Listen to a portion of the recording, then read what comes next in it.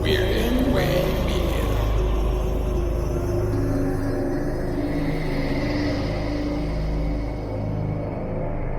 Hello, Twisted Humans. Do you find yourself wanting to know more about the latest murder, conspiracy, cult, or haunting? Then this is the podcast for you. I'm Alecia. And I'm Sierra, and this is Twisted and Uncorked. Should we start with... Yeah, right?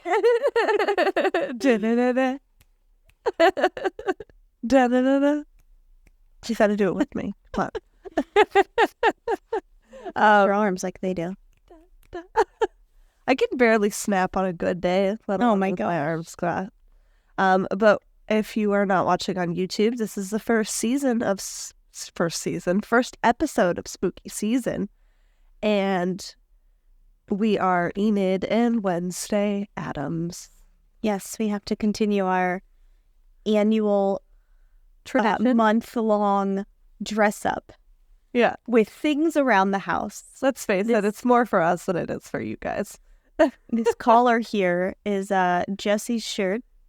I have it underneath, like, doubly pulled because it's way too big. And this shirt is just my shirt. I own this. Of course you do. It's very pretty. This is my wig from last year that I cut bangs onto. Actually, Jesse cut them because he's a hairstylist, not me. Yeah.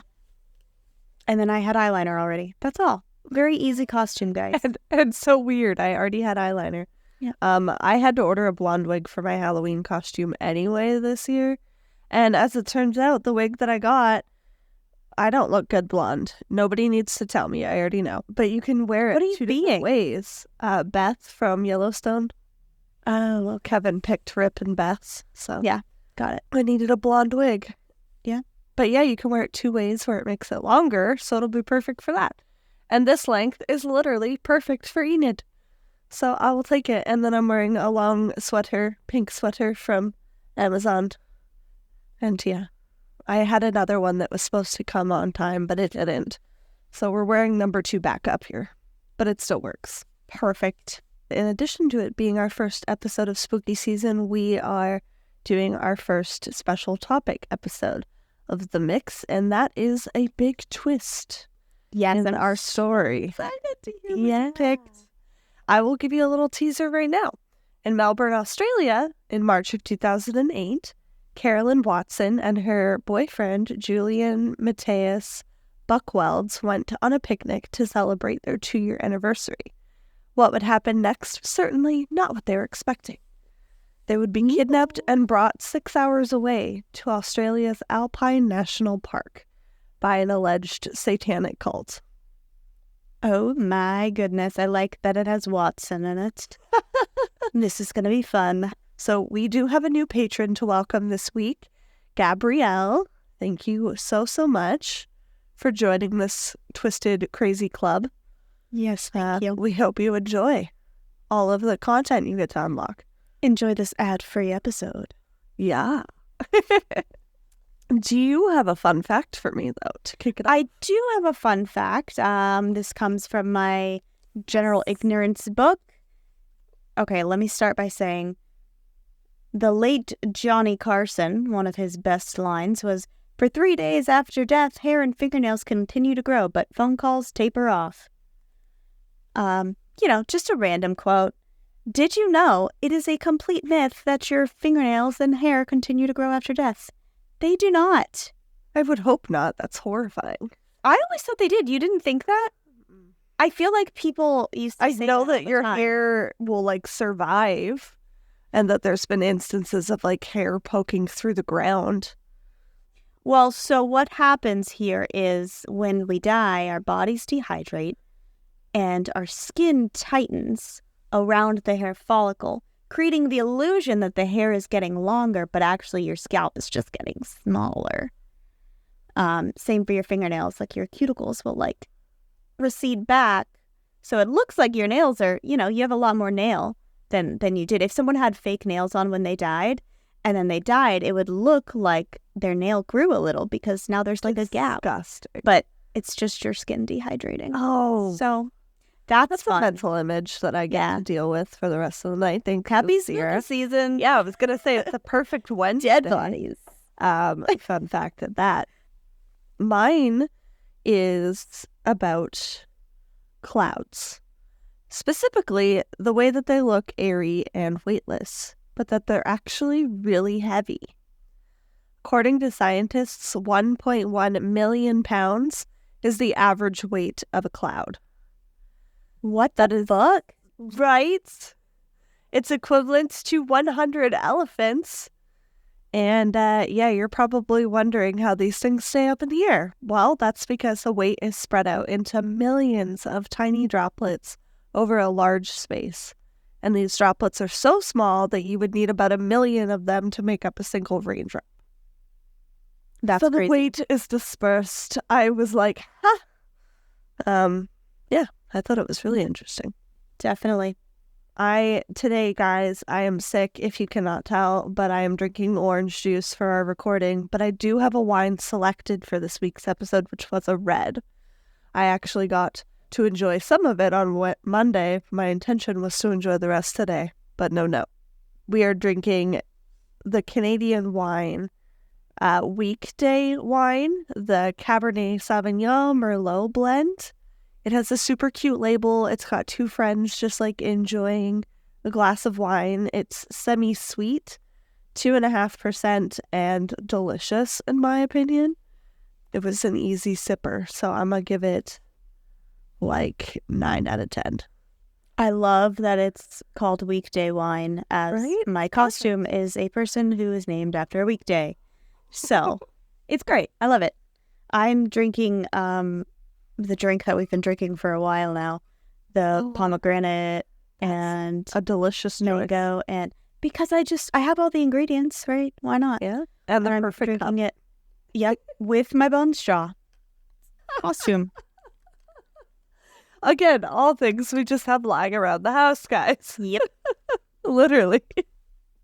Well, that's amazing. So before we get into this week's super twisty story, we are going to tell you to go and follow a super cool YouTube channel by the former Tipsy podcast. They have migrated over to YouTube permanently and have just asked that we give them a special shout out. So go and follow them. And YouTube watchers, you're already there watching us, so go click it and we'll be right back. Subscribe. Are you ready? I am so ready. In my head, all I was thinking was, I don't think you're ready for this chili. I don't know why I went Destiny's Child. I did. All right. But Carolynne, 17, and Julian, 22, were both devout Christians. They had been dating for about 2 years. Well, I really don't like it now. I don't like They've it been either. dating for 2 years, 15 and 20. Excuse me? Yeah, and the legal age of consent in Australia is only 16, so he started dating her before then. Judge away, friends. The disgusting age is under 17 for sure. Mm-hmm. Under 18, really, but yeah, it's gross. But they've been together for 2 years. They met at their local church, and they were very eager to start their lives together. Julian, in particular. He had actually proposed to Carolynne in one instance in the past. She had declined, saying that they still had so much time to enjoy together and that they were too young. Besides, she hadn't even finished high school yet, after all. Just to put it in perspective. You're looking at Mary Wednesday. I'm very cool. Yeah, I figured I needed to cross my arms. Yeah, right? She's already upset, so might as well work it. But since the two were about to celebrate their anniversary, Julian was getting ready to propose to Carolynne for a second time. The plan was to go for a drive and enjoy a romantic picnic together, and then he would ask her. But while on their way, they noticed something that looked like an injured animal on the side of the road, and opted to see if they could help. That's nice. Yeah, right? I did this once and spent half an hour looking for what I thought was a rabbit, only to get in trouble from my husband. He's like, do not walk on the side of the road in the middle of the night. Oh my gosh. Listen, guys, all love for animals takes over my brain. The only animal I will stop for, okay, I'm wrong. The only animals I will stop to help are dogs if they look clearly alive. I'm not going to stop if they look clearly dead because I don't want to see that. And turtles. I will 100% always help a turtle cross the road. That's such a random fact I feel like I've just learned about you. They're so slow. I'm so They're not going to obsessed with make it. Someone has got to help. I love it. I love it. Yep. I would pretty much stop for anything. I love you so much. They're not gonna make it. So Julian, being the man of the relationship, gets out of the car and checks on the animal. While he was out of the vehicle, a man in a balaclava came up from behind Carolynne in the back seat and held a knife to her throat.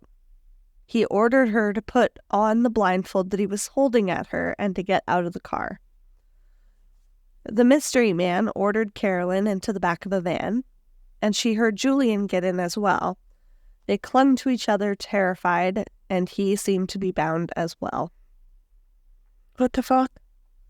After about 6 hours of driving, they were thrown out of the van, their clothes cut off with a knife, and they were left with their hands tied in a grassy field. Did you say their clothes were cut off?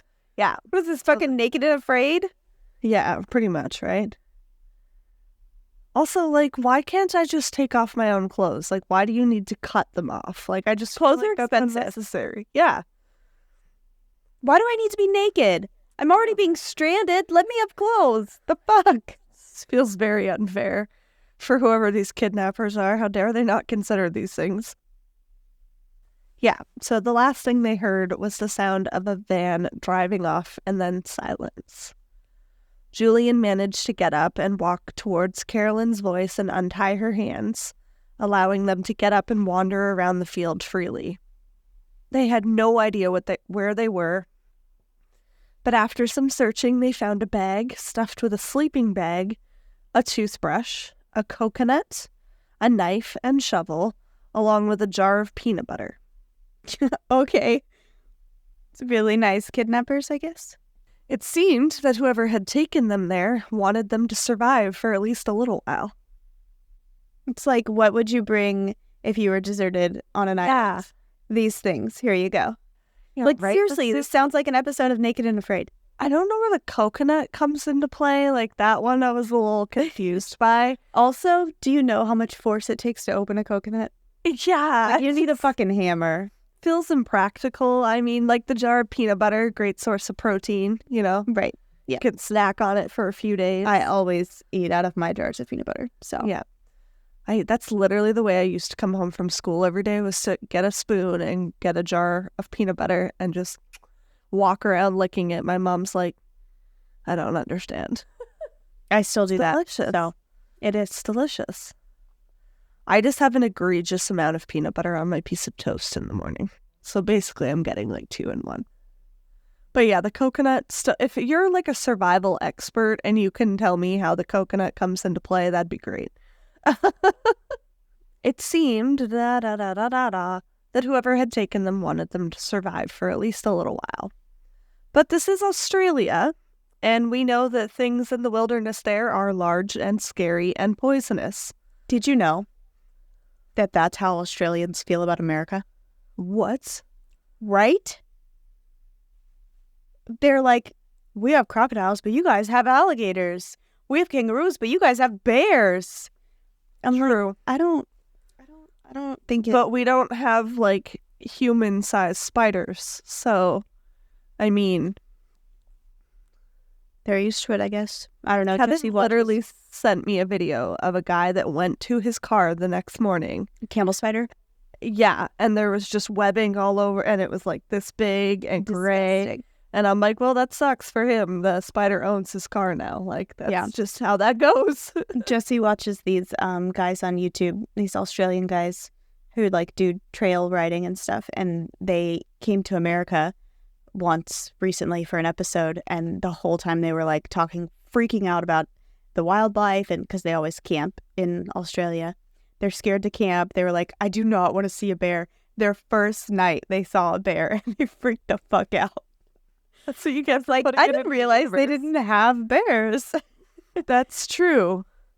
That's true. Hindsight, I guess, but the grass isn't always greener. But I feel like I would not survive in the Australian wilderness. I would see a spider that big and I'd be like, I'm dead now. Just take me. There's no point in carrying on. So, even though they were locals to the area, they still had no clothes and very little supplies. This particular national park was home to at least 4 venomous types of snakes and a number of bees, wasps, ticks, and spiders. So, all great things. Mm-hmm. The couple dove into the freezing river in fear of the kidnappers coming back and swam to the other side, cautiously moving around barefoot and naked for over a week to avoid being found. A week? Naked with peanut butter? That's it. The fuck is happening? I'm assuming they, drank water from the river that they were walking along. I'm assuming that because you would die after 3 days without water, so. And they were looking for help. They were trying to keep moving, and they were also looking for help. The nights were freezing, and they huddled together to stay warm while it rained outside, taking shelter in the sleeping bag. But that only did so much. They were scared and freezing. They're sleeping together naked in a sleeping bag? They're Christian. You gotta huddle together for warmth, if it means surviving. In fact, one night amidst this misery, Julian suggested that they get married under the eyes of God before they died and end their celibacy to stay warm. Oh. Yeah, actually, buddy, I'm fucking cold and dirty and you stink. So it's like the not the way. Like, I'm not in the mood. Yeah. This is not the way I wanted my first time to go. Right? Carolynne refused the advance as she was determined that the 2 of them were going to survive and was, in fact, a little taken aback by Julian's suggestion. Yeah. She wanted to do things properly, and she didn't want to give up hope that they wouldn't get out of this. Or that they would get out of this. It will be noted that Julian asked Carolynne to have sex with him on more than one occasion during that week to stay warm. Eventually, the couple found another bag containing their cut-up clothing and put those on. They were filthy and they barely hung to their bodies, but at least they were dry. And at this point, they were really cold. They started making their way towards the road when they heard cars passing and saw the light at the end of this crazy tunnel. Once on the road, people were obviously hesitant to stop at the sight of them. They were sunburned, dirty, cut up. But one local farmer finally did.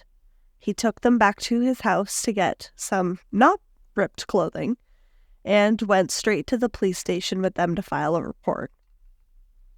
The police took their statements and started looking into who could have possibly been responsible for kidnapping this young couple. And they found a sinister note at Julian's family home, covered in satanic markings, lending proof to the theory of a satanic cult having taken them. Apparently, they were planning on using them in some sort of virgin ritual. What year was this? 2008? For investigators, though, this felt too easy, and something wasn't adding up for them. They were particularly suspicious of Julian.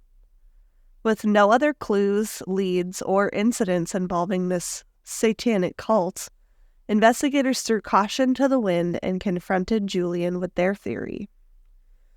They believed that he had staged his own kidnapping to scare his girlfriend into sleeping with him. Please don't let that be true. After being pressed by police, it wasn't long before Julian actually confessed to staging the entire thing. Talk about toxic men.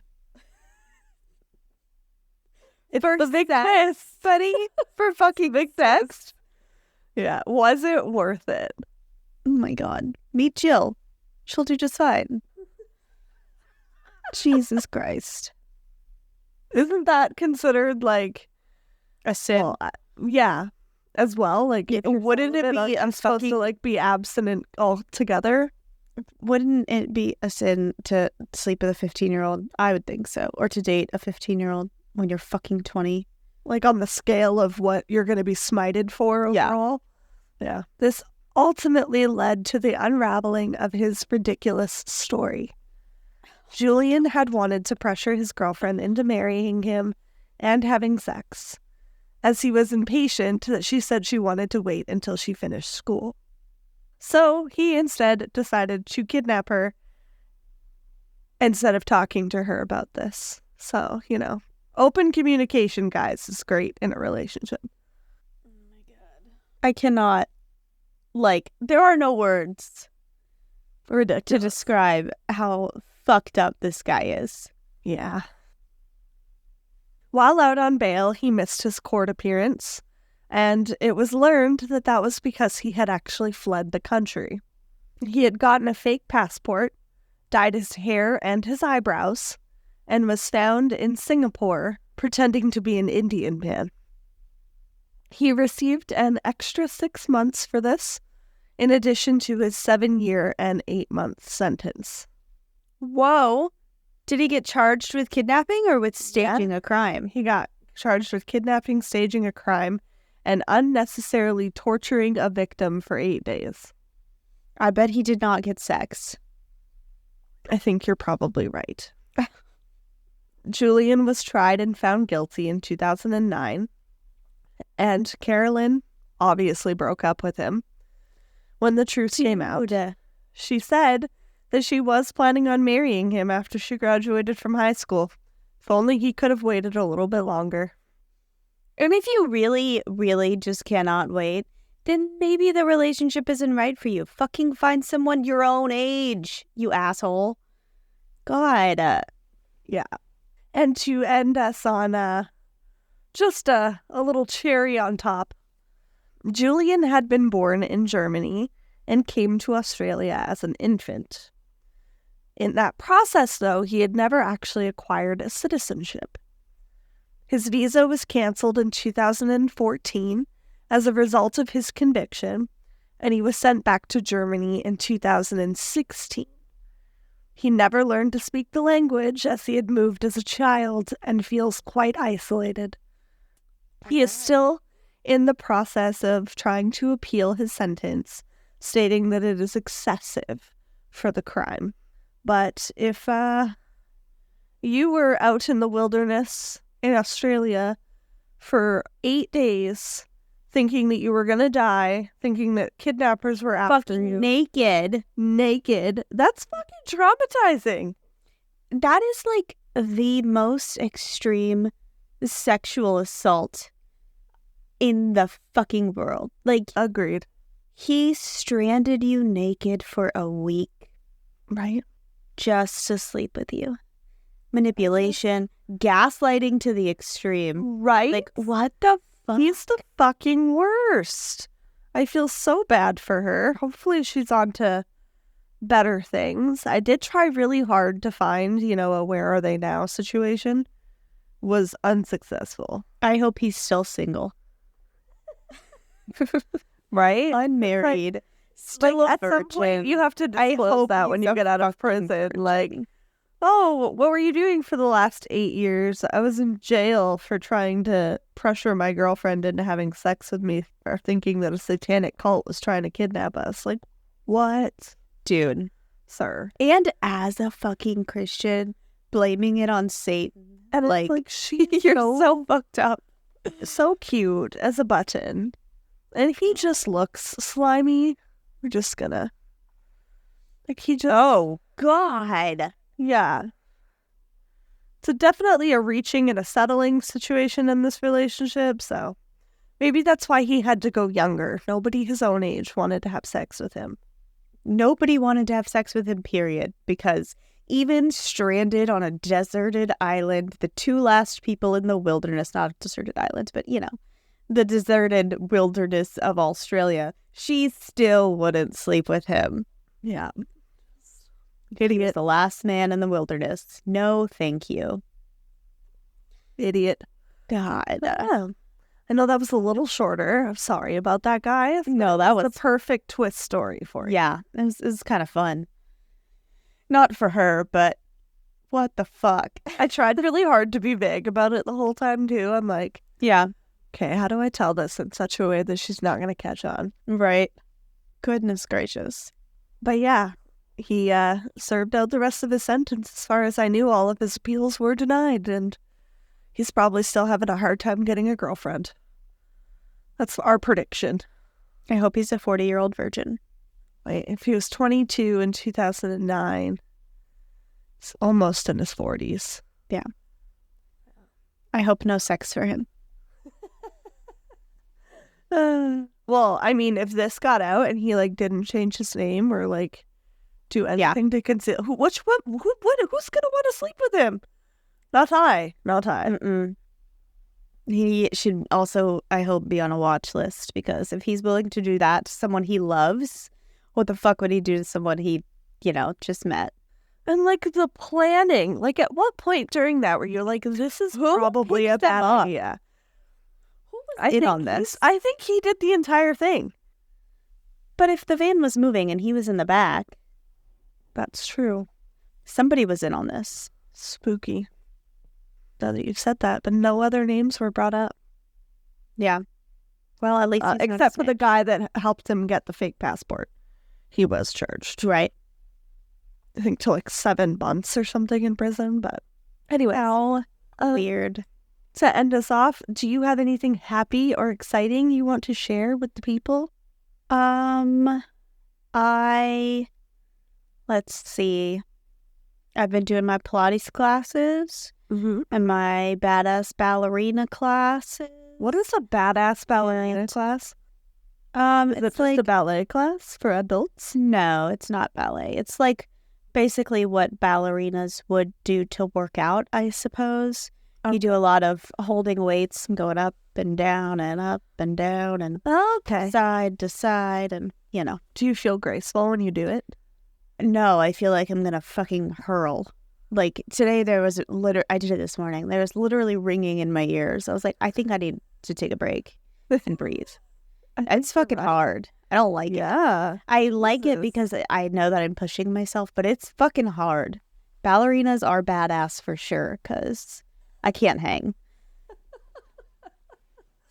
Or if I do, just don't watch me do the workout first. Yeah. Aw, It's tough. well, good for you for pushing yourself. Yeah, I have done the fun. opposite this week because I've been sick. You're sick. Yeah. I know. I really was sad. I wanted to go to hot yoga yesterday, but I was like, Well, what is something happy, something you're grateful for this week or something? I got a 1,000-piece Friends puzzle, and I'm really excited to start that. It's gonna be a tough one. Oh, yeah, it is. Especially all those hairs. Right? I'm like, what the fuck?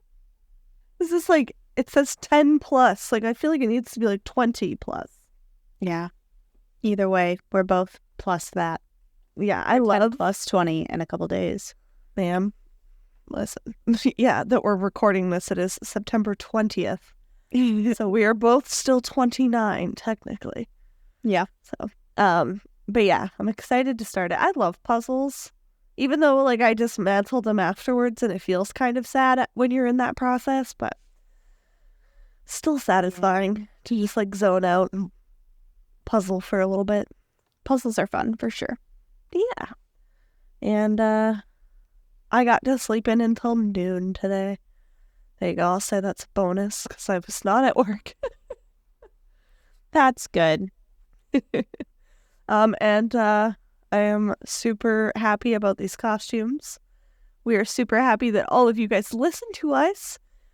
We have some new listeners in the zone coming in hot. I probably just scared them all away. But welcome if this is your first episode. And if you're liking it, go leave a 5-star rating and review. It's the best way to spread the word. Okay, thanks. That's all I got. I'm on cough medicine and just hanging on here, guys. That's all right. We love you. Thank you for listening. And in the meantime, keep it twisted. Twisted and Uncorked is a proud member of Weirding Way Media. Hosted and produced by Sierra Zorn and Alecia Watson. If you like the show, don't forget to leave a 5-star rating and review wherever you are listening now. It really is the best way to spread the word. You can check out all things Twisted on our website, twistedanduncorked.com, and we will see you next Tuesday for a brand new episode.